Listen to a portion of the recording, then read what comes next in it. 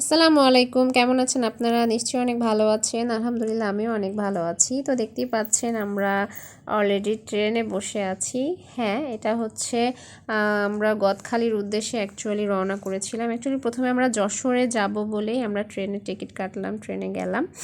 তারপরে ওখান থেকে আমরা হচ্ছে যশোর স্টেশনে নেমে সেখান থেকে আমাদের রিলেটিভের বাসায় গিয়ে তারপর চাচড়া যে স্টেশন ওখান থেকে আমরা হচ্ছে একটা বাস নিলাম। চাচড়া স্টেশন না কি স্টেশন আমার অত নাম মনে নেই, বাস একটা বাস স্টপ ছিল, সেখান থেকে আমরা বাস নিলাম সরাসরি হচ্ছে গদখালির উদ্দেশ্যে। তারপর ওখান থেকে আমরা গদখালিতে নেমে তারপরে হচ্ছে একটা অটো করে আমরা গদখালির গার্ডেনের উদ্দেশ্যে রওনা করলাম। তো প্রথমে আমরা গিয়েছিলাম মনোয়ারা নামক একটা গার্ডেনে। ওটা অনেক সুন্দর ছিল, অনেকগুলো ভাগ ভাগ করে দেয়া প্লে জোন ছিল, ছেলে মেয়েদের ফোয়ারা ছিল, পানির বসার জায়গা ছিল। তারপরে হচ্ছে অন্য অন্য পার্কেও আমরা গিয়েছি, কিন্তু প্রতিটা পার্কই আসলে ফুলে ফুলে সাজানো ছিল। অনেক অনেক অনেক মানে সুন্দর সময় কাটিয়েছি, মজার সময় কাটিয়েছি আমরা ওখানে। আর আশমিন তো মানে আমার মেয়ে সব সময় বলছিলাম এভাবে ছবি তুলবো, ওভাবে ছবি তুলবো।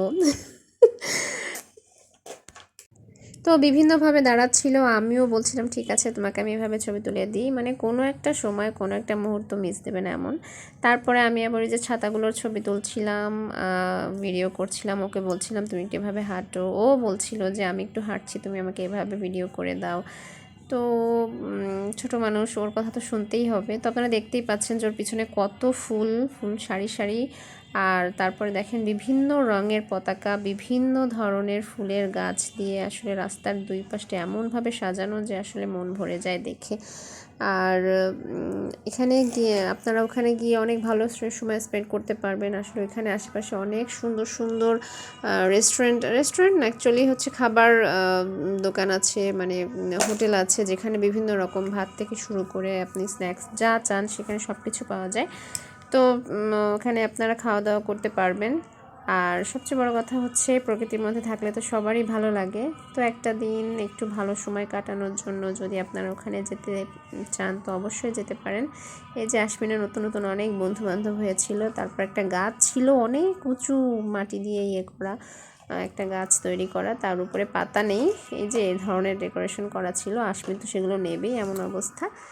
উঠতে তেমন একটা কষ্ট হয়নি, নামতেও এখান থেকে অনেক কষ্ট হয়েছিল। তারপরে এই যে আমি ছাতাগুলোর ছবি নিচ্ছিলাম আবারও।